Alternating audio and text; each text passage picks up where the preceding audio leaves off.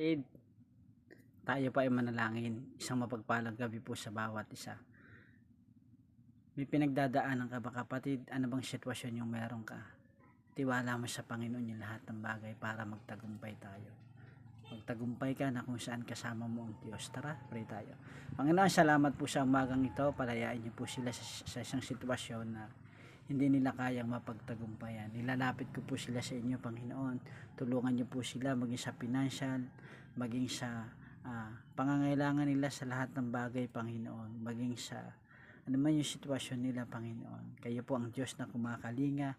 Kayo ang Diyos na nagbibigay ng pag-asa sa kanila, Panginoon. Kayo ang Diyos na nagbibigay ng pagkakataon sa bawat isa sa amin. Panginoon, ano man yung kanilang kalagayan, Panginoon. Ng kanilang mga magulang, ng kanilang mga anak, ng kanilang mahal sa buhay, Panginoon. Inilalapit ko po sila sa inyo, Panginoon. Maraming salamat po, O Diyos, sapagkat kayo mabuti, tapat at di po nagbabago. Salamat po sa tanging pangalan ng Panginoon Hesus. Amen.